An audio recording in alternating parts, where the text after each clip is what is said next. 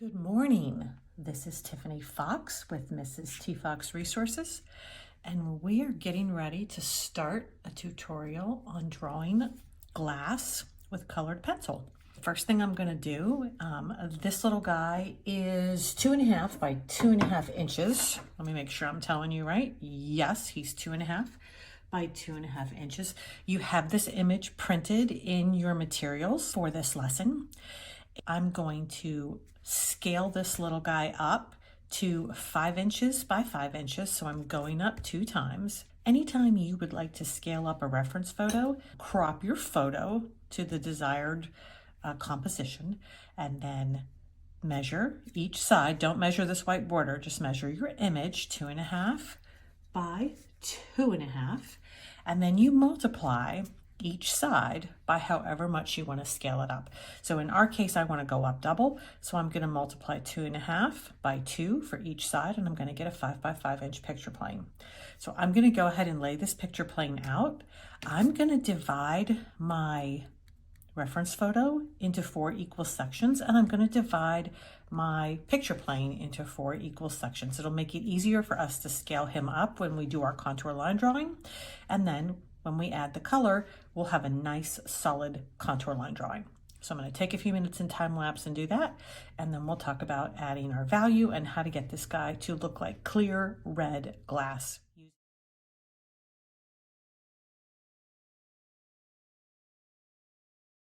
We are ready for our contour line drawing. Everything that is in this square will scale up into this square, and so on and so forth. So you can see the majority of our drawing is going to happen in these 2 squares right here.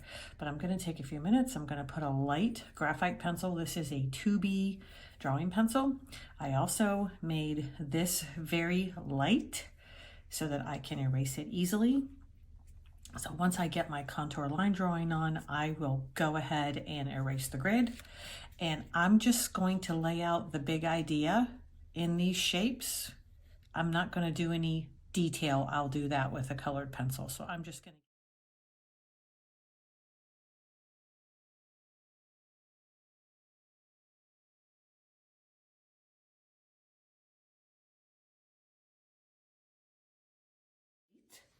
I have also printed off a black and white version of my reference photo, just so I can check my values.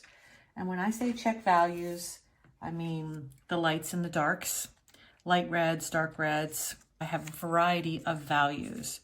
So if I take this little value scale and I hold it up to my little duck, I can see which values I need. So if as I'm drawing along, if this area right here is really light, I can check this and I can be like, I'm not sure. I think I need to be down here in this area. And then I can pump up my value. I will lay out everything from this value to the end. And I'm going to lay it out in a Parma Violet. In order to make these values of these reds darker, instead of using black, I'm not going to use any black colored pencil. I'm going to use cool colors. So blues and violets and greens, and not just green because it's the complement of red, but blues and violets along with some green so that I can get some nice, rich, beautiful dark reds. So you'll be able to see what I'm doing as I move along. But the first thing I'm going to do is lay out my midtones and my darks in a Parma Violet, just so I can get a map of what he looks like on the paper.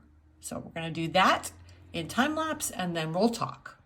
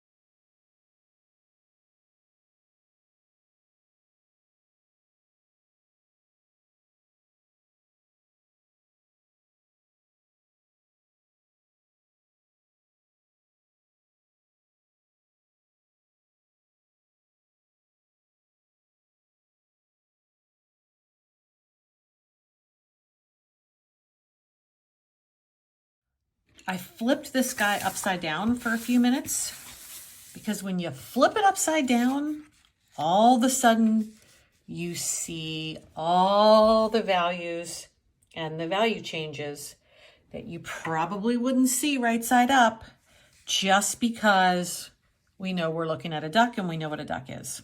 When we do this, all we got are a bunch of shapes and values. I immediately, when I flipped him over, I saw how much darker this area was. So I grabbed my cool colors, my violet and my violet blue, and I got in here and I started adding some layers on top of the orange and the red, just so I could sink the value down. Remember, pressing harder is only going to give you, just use red and you just press hard, all you're going to get is a really intense red. You're not going to get a dark red. You're going to get the same red, just more red, more wax on the paper. In order for us to get these nice, rich, dark values, we need to put these cool darks.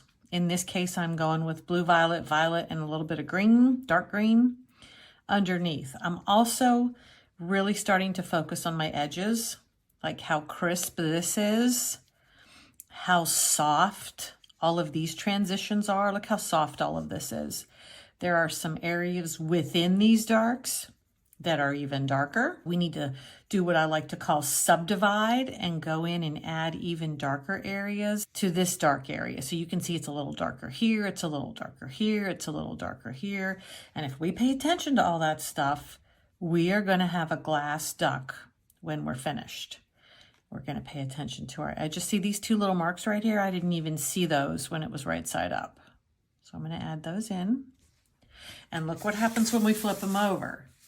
He is really starting to look like he's glass because we have all these soft transitions and we're building our value slowly. We're adding our pencil slowly. Let me straighten this out and we're taking our time. So see how this wing is starting to look like it's glass? And I don't even have all the red in here, but I have my edges of my values. And that's what gives us the glass effect. So we're going to continue on with our time lapse. We're going to keep building, keep adding red, working our way to the end.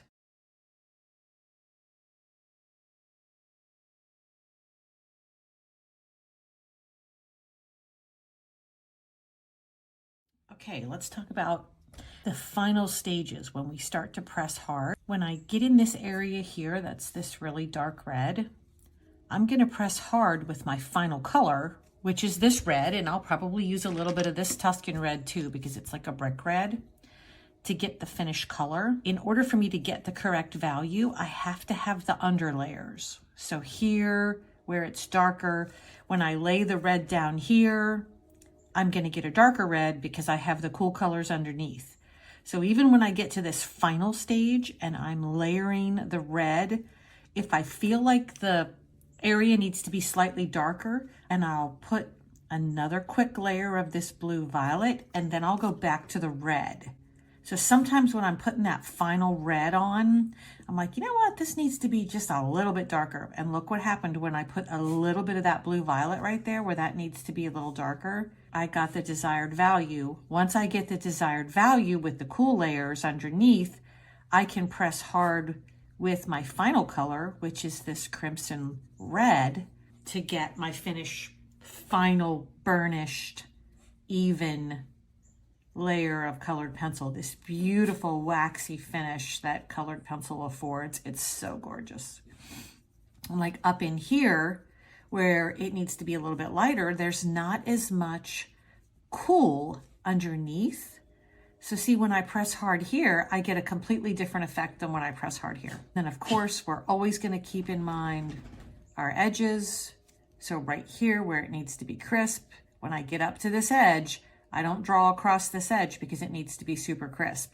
It's okay to draw across the edge between these two values because the transition of the value is soft. So you're always wanting to keep in mind, where are your transitions? What is the level of value for the red? So where am I here? Do I need to be super dark? If I do, I may need another cool layer underneath. I always reach for the blue violet. I don't know why. It just looks really nice under the red. It makes a nice, deep, dark, rich red. In the areas where you don't have as much cool, like right here, I'm gonna wanna probably grab this poppy red. It's more orangey red in here. So this is my poppy, which is more of a warm tomatoey orangey red. And then I would probably finish with a little bit of crimson. You really don't ever want just one color in an area. I call that flat color. It's not dimensional. It doesn't end up having a really pretty effect. And colored pencil, the opportunity for rich dimensional color is endless with colored pencil. All right, we're going back to time lapse. I just wanted to touch on those things. So as you're watching me finish this up and you're thinking, why is she, isn't she pressing hard there yet? It's because I don't have enough layers underneath, because once you get enough wax on the paper won't take any more wax. So we have to be light up until the very end so that we can get as many colors in the mix as possible. So that's why I'm waiting in certain areas before I press hard. If you see me pressing hard, it's because I have plenty of value where it needs to be and I am ready to burnish.